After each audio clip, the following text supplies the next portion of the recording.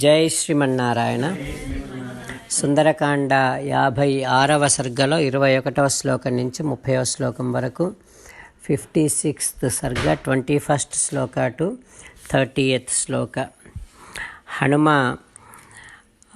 అరిష్టం అనేటటువంటి పర్వతాన్ని ఎక్కి అక్కడి నుంచి ఇంకా రామచంద్రుని చూడాలి అనేటటువంటి త్వరలో లోపల చాలా ఆనందము ఉప్పొంగుతూ ఉంటే, అప్పుడు హనుమ ఆ అరిష్టమనేటటువంటి పర్వతాన్ని బాగా ఒక్కసారిగా తొక్కి తాను మరొక వైపు సముద్రానికి మరొక తీరం వైపు వెళ్ళాలి అని తన శరీరాన్ని పెంచుతూ ఉన్నాడు. సముద్రపు దక్షిణ తీరంలో ఉన్నాడు ఇప్పుడు హనుమ. ఇప్పుడు ఉత్తర తీరానికి మళ్ళీ వెళ్ళాలి, శరీరాన్ని పెంచుతూ ఉన్నాడు. అట్లా వాయుపుత్రుడైనటువంటి హనుమంతుడు ఆ పర్వతాన్ని ఎక్కి చేపలతో పాములతో కూడినటువంటి భయంకరమైనటువంటి సముద్రాన్ని ఒకసారి చూశాడు. వాయుదేవుడి తనయుడైనటువంటి హనుమంతుడు వాయుదేవుని వేగముగా అంతటి వేగముతో పయనించి దక్షిణ తీరం నుంచి ఉత్తర దిశకి వెళ్ళిపోయాడు. సముద్ర లంఘనం పూర్తయింది. ఆ సమయంలో హనుమంతుడు ఆ అరిష్టమనేటటువంటి పర్వతం మీద నుంచి ఎప్పుడైతే ఎగిరాడో, ఆ స్వామి యొక్క పాదముల క్రింద పీడించబడినటువంటి ఆ అరిష్టమనేటటువంటి పర్వతం, అక్కడ ఉండేటటువంటి శిఖరాలు మొత్తం అన్ని చెట్లన్నీ కూడా అన్నింటితో కలిసి ఆ పర్వతం పాతాళానికి దిగబడిపోయిందా అన్నట్టుగా అయింది. ఆ పర్వతం మీద ఉండేటటువంటి సకల ప్రాణులన్నీ కూడా పెద్ద శబ్దం చేశాయి. అక్కడ ఉండేటటువంటి చెట్ల మీద ఉండేటటువంటి పూలన్నీ హనుమంతుడి తొడల వేగానికి పీడింపబడి వజ్రాయుధంతో కొడితే ఎట్లా క్రింద పడతారో అట్లా పూలన్నీ నేల మీద పడిపోయినాయి. గుహల్లో, ఆ పర్వతం మీద ఉండేటటువంటి గుహలలో లోపల ఉండేటటువంటి అద్భుతమైనటువంటి బలం కలిగినటువంటి సింహాలన్నీ కూడా హనుమంతుడు తన యొక్క పాదఘట్టనం అంటే పాదముల క్రింద నలగబోయటం చేత అరిష్టమనే పర్వతం, ఆ గుహలలో ఉండేటటువంటి సింహాలన్నీ కూడా ఒక్కసారిగా గట్టిగా అరవటం మొదలుపెట్టిన ఆ ధ్వని ఆకాశానికి చేరుకుందట. భయంకరమైనటువంటి ఆ సింహాల అరుపుల చేత బెదిరిపోయారు కొంతమంది. వారు విద్యాధరాంగణులు అనేటటువంటి కొంతమంది స్త్రీలు. ఆ భయం చేత వారి వస్త్రాలన్నీ జారిపోయి వారి ఆభరణాలన్నీ చిందరవందర అయితే ఒక్కసారి ఆ పర్వతం నుంచి ఆకాశానికి ఎగిరిపోయారు ఆ విద్యాధరాంగణులు అందరూ కూడా. పెద్ద పెద్ద శరీరాలు కలిగినటువంటి, బలవంతమైనటువంటి, ప్రకాశించేటటువంటి, ఎర్రని నాలుకలు కలిగినటువంటి, ఘోరమైనటువంటి విషం కలిగినటువంటి సర్పాలు అన్నీ కూడా ఈ స్వామి యొక్క పాదముల క్రింద అరిష్టమనే పర్వతం నలిగిపోవటం చేత అందులో ఉండేటటువంటి పెద్ద పెద్ద సర్పాలన్నీ కూడా తలలు మెడలు పగిలిపోయి అవన్నీ ఒక్కసారి చుట్టుకొని పోయినాయట. ఆ రకంగా స్వామి యొక్క పాదముల క్రింద నలగబడినటువంటి అరిష్టమనేటువంటి పర్వత పరిస్థితి అట్లా ఉంది. హనుమ దక్షిణ దిక్కు నుంచి ఉత్తర దిక్కుకి సముద్ర లంఘనం చేసి వెళ్ళిపోయాడు. When Hanuma wanted to go back to Sri Ramachandra Swami, he went on to one of the mountain called Arishta.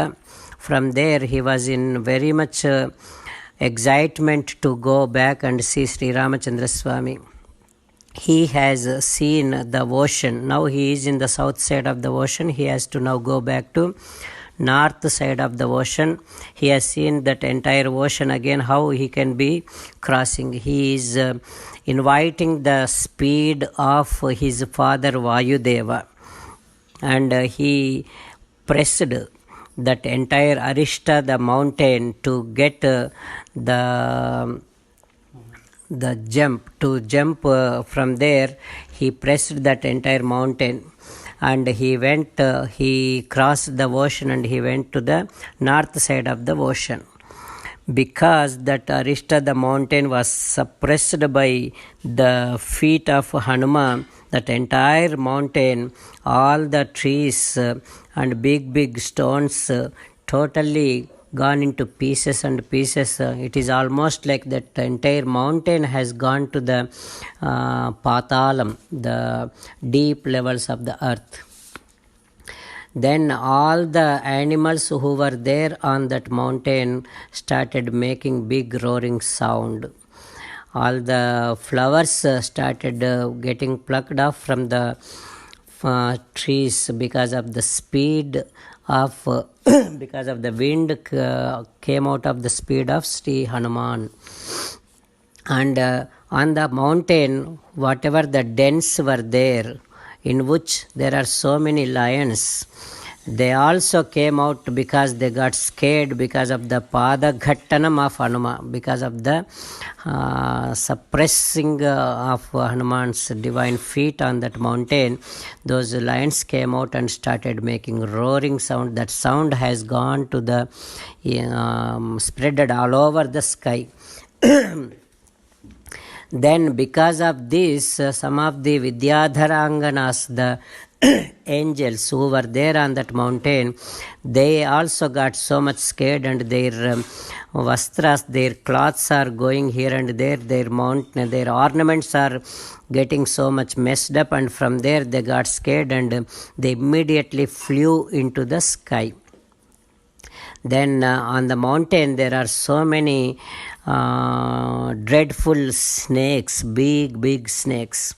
Those snakes, their heads and the necks were totally gone, totally broke. Like that, everything, so much destruction happened on that the mountain Arishta because of the divine feet suppressed on that mountain of this Hanuman. With the meditation upon Hanuma, with the scene run in our mind, అక్కడ జరిగినటువంటి దృశ్యాన్ని మనసులో భావన చేస్తూ స్వామిని ధ్యానం చేస్తూ హనుమంతుని ధ్యానం చేస్తూ చెప్పుకుందాం. తమారురోహ హనుమాన్ పర్వతం పవనాత్మజః రామదర్శన శీఘ్రేణ ప్రహర్షేణ అభిచోదితః తేన పాద తలాక్రాంతా రమ్యేషు గిరిసానుషు సఘోషాః సమసీర్యంత శిలాశ్చూర్ణీ శిలాః చూర్ణీకృతాః తతః సతమారుహ్య శైలేంద్రం వ్యవర్ధత మహాకపిః దక్షిణాత్ ఉత్తరం పారం ప్రార్థయన్ లవణాంభసః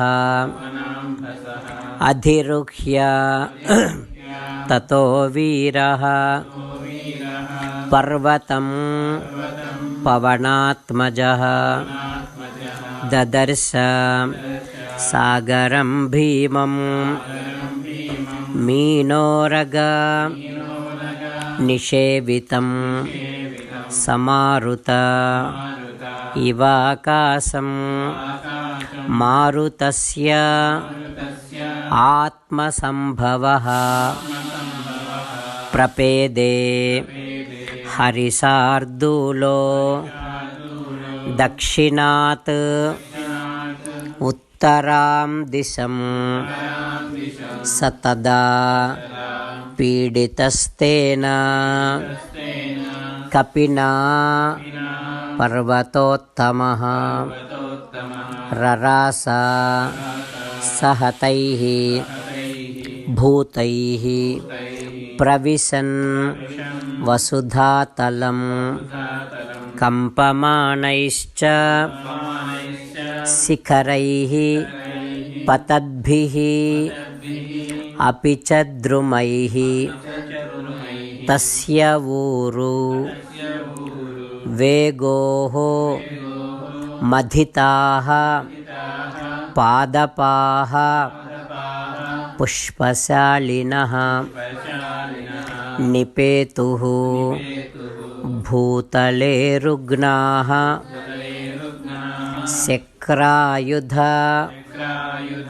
హతా ఇవ కందరాంతర సంస్థానాం పీడితానాం మహౌజసాం సింహానాం నినదో భీమో నభోభిందన్ సశుశ్రువే స్రస్తవ్యా అవిద్ధవసనా వ్యాకులీ కృతభూషణాః విద్యాధర్యః సముత్పేతుః సహసా ధరణీధరాత్ అతిప్రమాణా బలినో దీప్తజిహ్వా మహావిషాః నిపీడిత శిరోగ్రీవా